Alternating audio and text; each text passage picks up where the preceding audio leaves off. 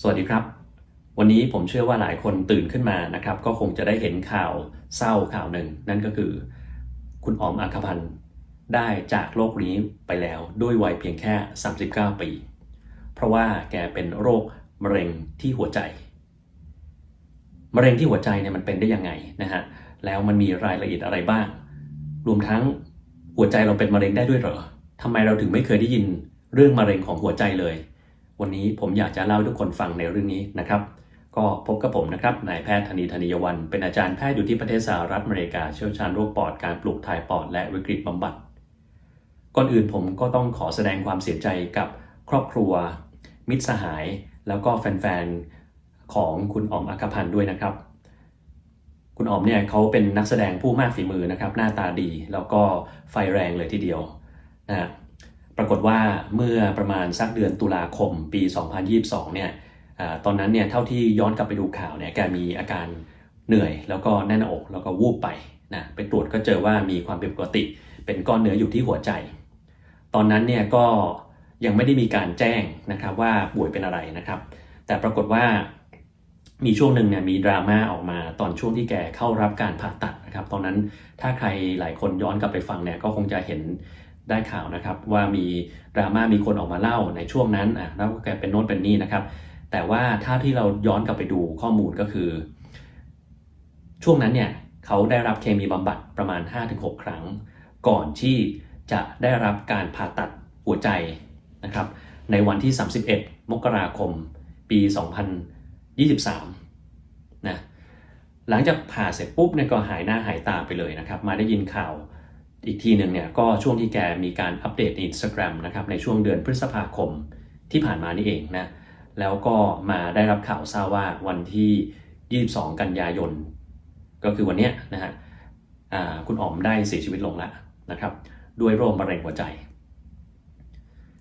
ก็ต้องขอบอกก่อนนะครับว่ามะเร็งหัวใจเนี่ยมันเป็นโรคที่เจอได้ยากมากๆนะครับโดยทั่วไปแล้วเนี่ยหัวใจมันเป็นอวัยวะที่มีการเคลื่อนไหวตลอดเวลานะครับมีเลือดที่สูบฉีดตลอดเวลานั่นเป็นสาเหตุที่ทำให้โอกาสในการเกิดมะเร็งหรือก้อนเนื้อต่างๆที่หัวใจมันเป็นไปได้ยากมากๆนะครับนั้นโอกาสที่จะเกิดขึ้นเนี่ยเรียกว่าได้เลยว่า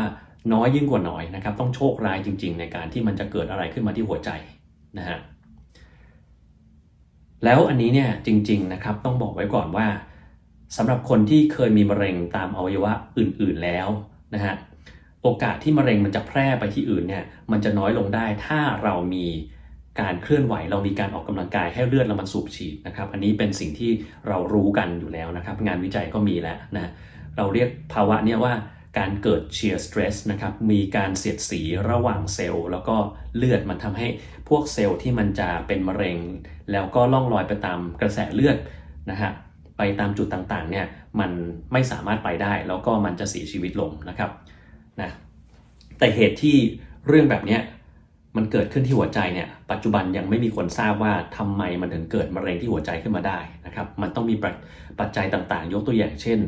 ทางด้านของพันธุกรรมบางอย่างการกลายพันธุ์ของเซลล์บางชนิดนะฮะจนทำให้กลายไปเป็นมะเร็งของหัวใจในที่สุดนะมะเร็งของหัวใจเนี่ยนะครับมีหลายชนิดมากมายเลยนะครับแต่ชนิดที่ผมคิดว่าคุณอ๋อมน่าจะเป็นนะครับก็คือชนิดที่พบบ่อยที่สุดเราจะเรียกว่า cardiac angiosarcoma นะครับ cardiac angiosarcoma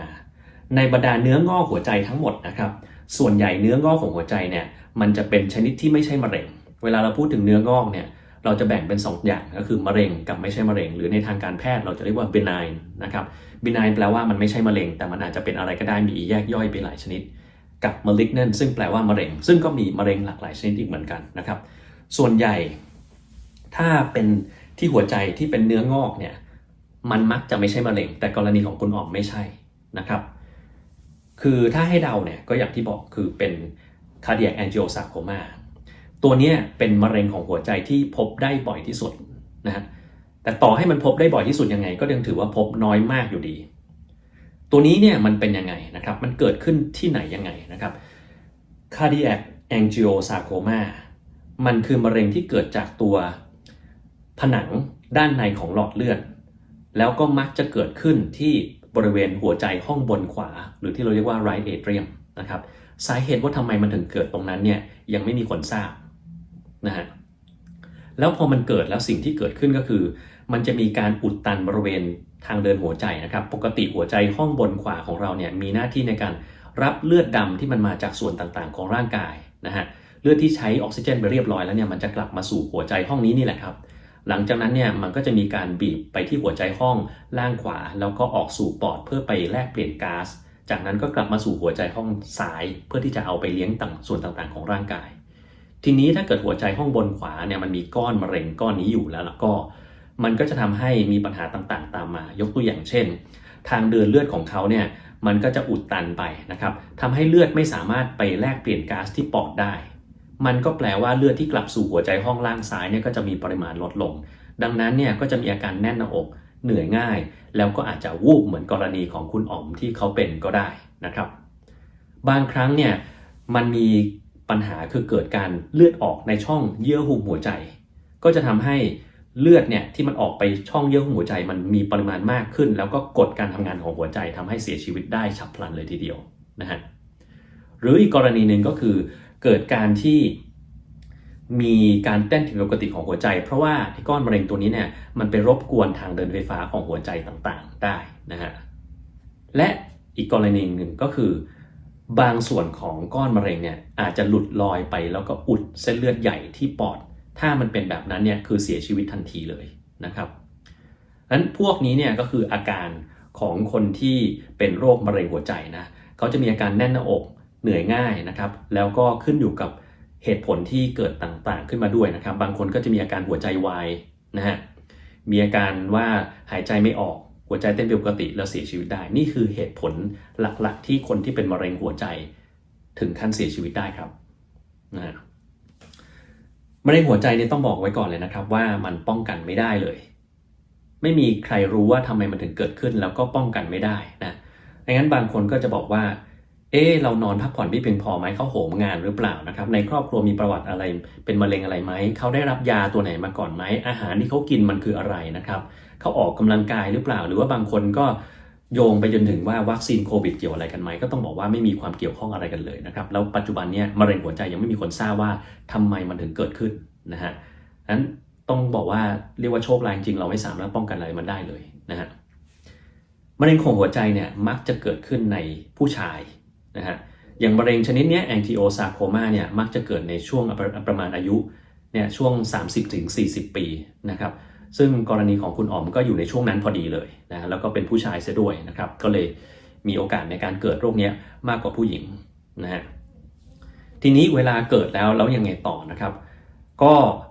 ขั้นตอนการวินิจฉัยเนี่ยส่วนใหญ่เวลาเราไปหาหมอเนี่ยหมอเขาจะทำการตรวจอัลตราซาวด์หัวใจหรือที่เราเรียกว่าเอ็กโคนะครับก็จะเห็นไอ้ก้อนเนี้ยอยู่ทางด้านข้างขวาเป็นหลักนะครับโดยทั่วไปเราทำเอ็กโคเนี่ยก้อนพวกนี้นะฮะมันก็จะมีหมอหลายๆคนก็จะคิดว่าก้อนในหัวใจเนี่ยมันเจอได้นะแต่ส่วนใหญ่มันมักจะไม่ใช่มะเร็งนะครับอย่างไรก็ตามมันมีข้อสังเกตอยู่บางอย่างที่จะบอกว่าไอ้ก้อนนี้มันเป็นมะเร็งเมื่อเทียบกับก้อนอย่างอื่นนะครับอย่างที่เมื่อกี้ผมบอกนะครับก้อนส่วนใหญ่ในหัวใจมันมักจะไม่ใช่มะเร็งส่วนใหญ่ที่ไม่ใช่มะเร็งเนี่ยมันจะมีตัวหนึ่งซึ่งเรียกว่า atrial myxoma นะครับ atrial myxoma เนี่ยมักจะเกิดหัวใจห้องบนซ้ายนะครับบนซ้ายแต่ถ้าเกิดเป็น cardiac angiosarcoma มักจะเกิดที่ห้องบนขวานะครับแล้วก็เวลามันเป็นมะเร็งเนี่ยนะฮะมันมักจะลุกลามกัดกินเข้าไปตรงบริเวณผนังของหลอดเลือดแล้วก็หัวใจนะฮะแล้วมันสามารถที่จะกระจายไปที่ปอดได้ง่ายมากเลยเพราะว่าเลือดจากห้องบนขวาเนี่ยมันวิ่งไปสู่ปอดโดยตรงนะครับดังนั้นตรงนั้นก็จะเจอแล้วกรณีของคุณอ๋อมเนี่ยก็ดันเจออย่างนั้นซะด้วยนะครับเจอว่ามีจุดเล็กๆที่ปอด2จุดในตอนนั้นนะฮะนี่แหละคือปัญหาที่เกิดขึ้นสำหรับกรณีนี้แล้วเวลาหมอเขาจะแยกเนี่ยเขาจะทำอัลตราซาวด์ก่อนเจอลักษณะมันอยู่ข้างซ้ายถ้าอยู่ข้างซ้ายแล้วลักษณะมันกลมเกลี้ยงนะครับเลื่อนไปเลื่อนมาได้อันเนี้ยมักจะเป็นชนิดที่เราเรียกว่า atrial myxoma ผ่าตัดเสร็จก็จะหายขาดโดยที่ไม่มีปัญหาอะไรอีกเลยแต่ไอ้มะเร็งเนี่ยมันผ่าแล้วมันไม่ได้หายขาดนี่สิครับมันคือสิ่งที่เรากังวลนะฮะเวลาการวินิจฉัยเนี่ยมันดูอย่างเดียวไม่ได้มันต้องตัดเอาชิ้นเนื้อออกมาตรวจนะครับวิธีในการตัดชิ้นเนื้อเนี่ยก็มีด้วยกัน2วิธีแรกก็คือใส่สายสวนหัวใจเข้าไปตรงที่มันมีเนื้องอกเนี่ยแล้วก็จิ้มออกมาตรวจ แต่วิธีนี้เนี่ยถ้าตรวจแล้วก็ผลเป็นลบเนี่ยยังบอกไม่ได้นะครับว่าไม่ใช่มะเร็งนะครับเพราะว่าโอกาสในการตัดชิ้นเนื้อที่มันได้ปริมาณมากพอสมควรที่จะวินิจฉัยได้ว่าเป็นโรคอะไรนั้นมันทำได้ยากมากหลายครั้งจำเป็นจะต้องมีการผ่าเปิดหน้าอกเพื่อที่จะเข้าไปหัวใจโดยตรงเพื่อไปเอาชิ้นเนื้อออกมานะครับเราเอาชิ้นเนื้อออกมานี้เรามองเฉยๆเราบอกไม่ได้หรอกครับว่ามันเป็นมะเร็งอะไรนะแต่เราอาจจะพอบอกได้มันเป็นมะเร็งแต่มะเร็งอะไรไม่รู้นะครับเพราะมะเร็งหัวใจเนี่ยมันมีตั้งหลายชนิดเพียงแต่มะเร็ง angiosarcoma เนี่ยมันดันเจอบ่อยสุดนะครับแต่มะเร็งอย่างอื่นก็มีเช่น cardiac rhabdomyosarcoma นะเป็นมะเร็งกล้ามเนื้อลายของหัวใจ cardiac leiomyosarcoma กล้ามเนื้อเรียบของหลอดเลือดหัวใจนะไฟโบรซาโคมาที่เกิดจากเซลล์ไฟโบรบลาสต์คอนโดซาโคมาออสติโอซาโคมาก็จะเกิดที่หัวใจได้เหมือนกันนะครับออสติโอก็คือแปลว่ากระดูกแข็งคอนโดก็แปลว่ากระดูกอ่อนนะฮะอันนี้ขอนอกเรื่องนิดนึงผมเคยเล่าเกี่ยวข้องกับเรื่องสเต็มเซลล์ไปแล้วนะฮะนี่แหละคือปัญหาอย่างหนึ่งที่ผมโยงไปถึงสเต็มเซลล์เพราะว่าอะไรรู้ไหมปกติในหัวใจไม่ควรมีกระดูกแข็งไม่ควรมีกระดูกอ่อนไม่มีกล้ามเนื้อลายแต่ทำไมว่าเวลาเกิดมะเร็งในหัวใจขึ้นมาเนี่ยมันเป็นมะเร็งไอ้พวกนี้ได้ทั้งที่มันไม่ควรจะมีเซลล์อยู่ตรงนั้นเหตุผลก็เพราะว่าเซลล์ต้นกำเนิดสเต็มเซลล์ที่เราเรียกว่ามีเซนไคมอลสเต็มเซลล์ที่ทุกคนเนี่ยเคยจะได้ยินว่าเวลาที่เราไปฉีดสเต็มเซลล์ตามที่ต่างๆนะฮะเพื่อให้เราอ่อนวัยลงนะครับหรือบางคนบอกว่าได้ยินว่าไปฉีดแล้วก็ช่วยเรื่องของพังผืดในปอดช่วยเรื่องของโรคหัวใจช่วยเรื่องอัลไซเมอร์ช่วยเรื่องความจำเสื่อมนะครับต่างๆหรือว่าบางทีบอกว่าเนี่ยมันเป็นสเต็มเซลล์ที่เราเก็บมาจากรกของตัวเองหรือรกของลูกเราอะไรอย่างเงี้ยแล้วเอามาฉีดถามว่ามันมีปัญหาอะไรไหมไม่มีใครทราบนะครับว่ามีเซนไคมอลสเต็มเซลล์ที่เราฉีดเข้าไปเนี่ยจะกลายไปเป็นเซลล์ปราดพวกนี้ที่อยู่ในหัวใจของเราหรืออยู่ตรงไหนก็ได้ในร่างกายเรานะครับนั่นคือเป็นสิ่งที่ผมกังวลอย่างหนึ่งนะเพราะว่าไม่มีใครรู้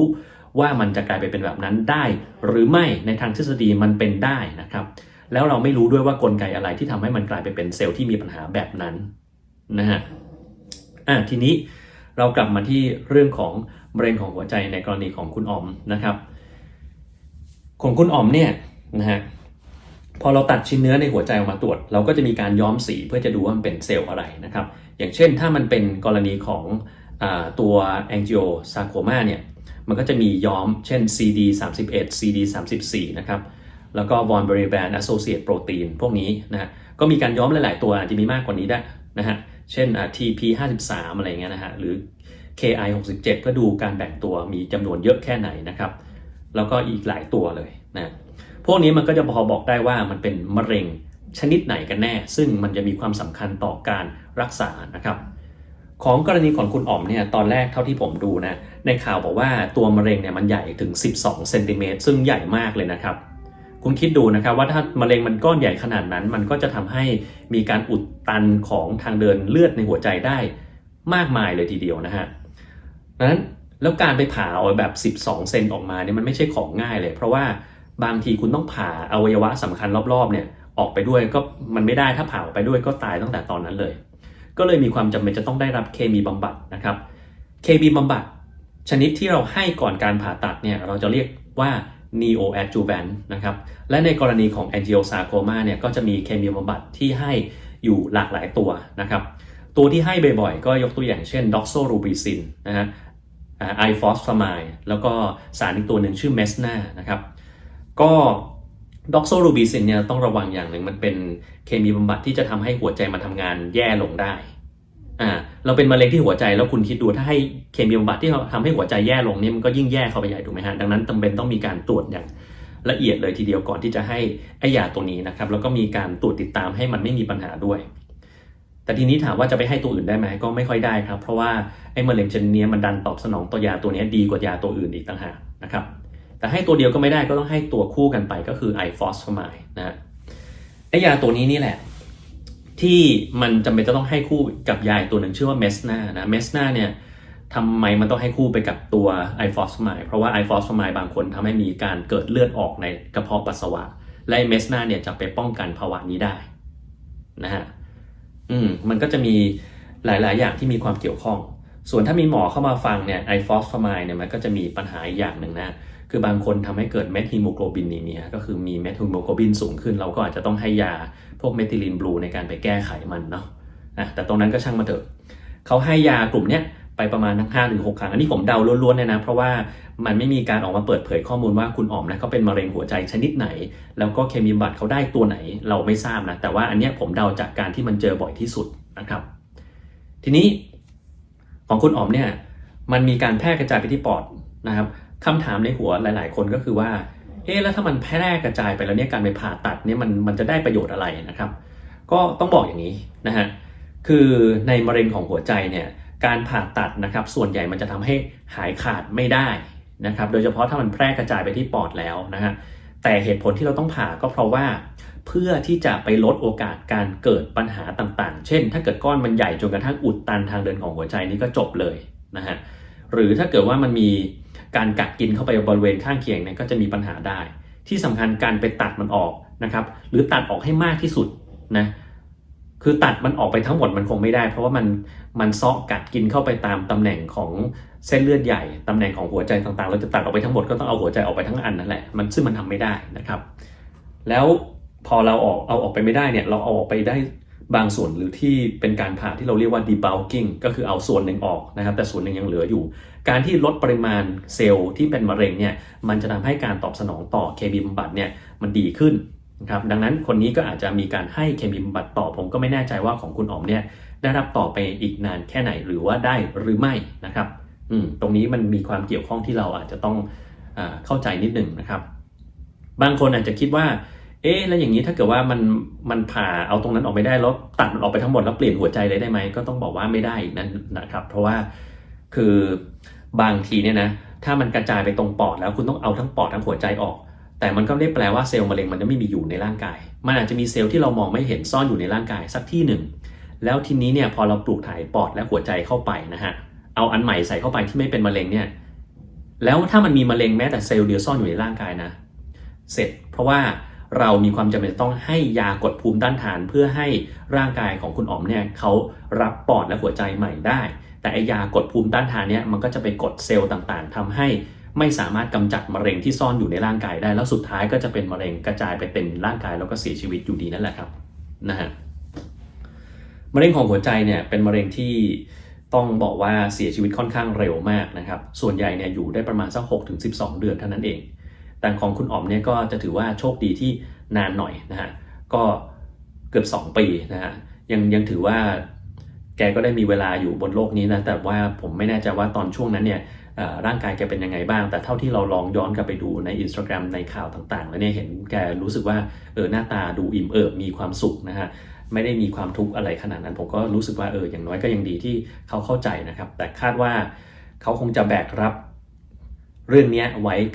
ว้ตัวคนเดียวกับในครอบครัวของเขาพอสมควรเพราะว่าเมื่อไหร่ที่เราเป็นมะเร็งหัวใจแล้วเนี่ย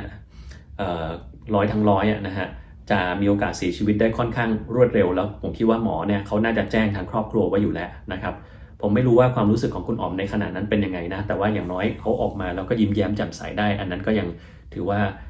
ก็ยังดีอยู่นะครับทีนี้มะเร็งของหัวใจมันมีอะไรที่เรา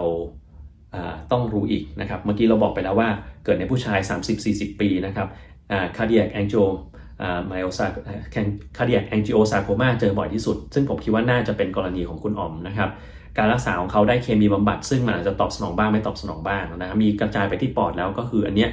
โอกาสเสียชีวิตค่อนข้างที่จะสูงนะครับมันกระจายไปทั้งปอดทั้งสมองทั้งตับไปได้ทุกที่การวินิจฉัยมันไม่ได้ง่ายนะครับเพราะมันต้องตัดชิ้นเนื้อออกมาตรวจเลยนะฮะ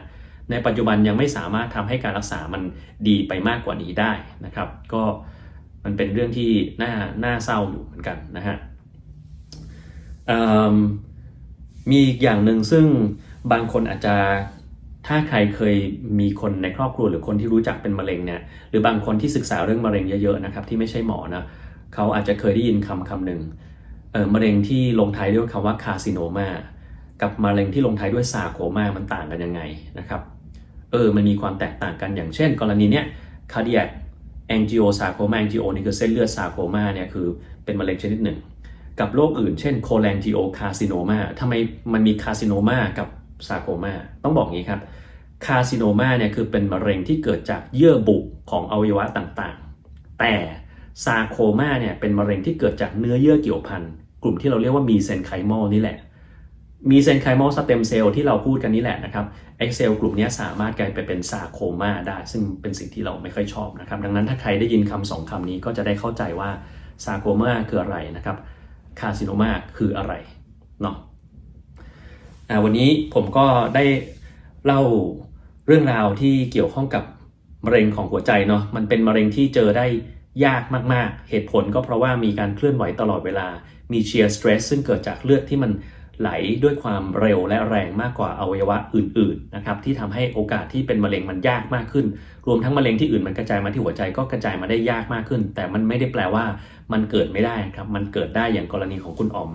แล้วก็บางคนเป็นมะเร็งผิวหนังบางชนิดเช่นเมลานโนมาเนี่ยผิวหนังมันเป็นสีดำๆแล้วกลายเป็นมะเร็งเนี่ยมันสามารถกระจายมาที่หัวใจก็ได้เหมือนกันนะครับแต่มันก็เจอได้ยากนะฮะก็วันนี้หวังว่าสิ่งที่ผมเล่าในวันนี้นะก็คงจะเป็นประโยชน์กับทุกคนไม่มากก็น้อยนะครับก็ต้องขอแสดงความเสียใจกับคุณครอบครัวของคุณอ๋อมเพื่อนสนิทมิตรสหายรวมทั้งแฟนๆของคุณอ๋อมด้วยนะครับที่ต้องเสียนักแสดงมากฝีมือแล้วก็เป็นคนไฟแรงขนาดนี้ไปตั้งแต่วัยเพียงแค่39ปีแต่มันเป็นวัยที่เจอโรคนี้ได้นะครับแล้วปัจจุบันเนี่ยมันยังไม่มีวิธีในการทำนายล่วงหน้าหรือวิธีในการป้องกันหรือทำให้มันหายได้อย่างเด็ดขาดนะครับก็ต้องหวังว่าในอนาคตเราอาจจะพอมีวิธีในการแก้ไขภาวะนี้ได้นะแต่ในปัจจุบันเนี่ยยังไม่มีนะครับแล้วเกิดคนไหนที่รู้เรื่องมะเร็งเยอะๆเนี่ยก็อย่างหนึ่งที่ผมอยากจะเตือนนะไม่มีอาหารเสริมตัวไหนที่สามารถแก้ไขมันได้ไม่มีอาหารเสริมหรืออาหารพิเศษอะไรที่สามารถป้องกันมะเร็งได้สักอย่างถ้าท่านไปฟังที่ไหนมานะครับเราก็บอกว่าอาหารเสริมตัวนี้สามารถป้องกันมะเร็งได้กินน้ำต้มใบมะละกอกินเซซามีนนะครับหรือสารอะไรก็แล้วแต่เนี่ยบอกว่ามันจะช่วยเรื่องมะเร็งได้ก็ต้องบอกเลยครับว่ามันไม่สามารถช่วยได้ในปัจจุบันนี้เพราะว่างานวิจัยไม่มีตัวไหนเลยที่ทำกับมนุษย์นะครับที่นานเพียงพอที่จะบอกว่ามันสามารถป้องกันมะเร็งชนิดต่างๆได้นะการที่เราจะทดลองว่ามันสามารถป้องกันพวกนี้ต่างๆได้ก็คือขึ้นอยู่กับชนิดมะเร็งที่เรากำลังสงสัยอยู่บางเรื่องบางอย่างมันจะใช้เวลาหลายปีในการที่จะเกิดขึ้นมะเร็งบางอย่างเกิดเร็วบางอย่างเกิดช้าบางอย่างเกิดช่วงอายุน้อยบางอย่างเกิดช่วงอายุมากนะครับถ้าคุณจะทดลองก็ต้องทดลองแล้วก็รอไปตามจำนวนปีดูซิว่าคนสองกลุ่มหนึ่งได้ยากลุ่มหนึ่งไม่ได้ยาแล้วดูซิว่ามันเป็นยังไงในอนาคตซึ่งโอกาสที่จะมีการทดลองแบบนั้นได้นี่ก็คงจะยากพอสมควรแต่ถ้าไม่มีข้อมูลแบบนั้นออกมาแล้วเรามาบอกว่าอาหารเสริมชนิดนี้สามารถช่วยป้องกันมะเร็งได้นะอันนี้ก็คงจะเป็นเรื่องที่ไม่ถูกไม่ควรอยู่ดีนะครับรวมทั้งอย่างหนึ่งที่ผมอยากจะเตือนก็คือการที่มีบางคนเนี่ยหากินกับคนเป็นมะเร็งระยะสุดท้ายแล้วบอกว่าเฮ้ยมากินอันนี้สิมันหายกินคลอรีนไดออกไซด์สิหายกิน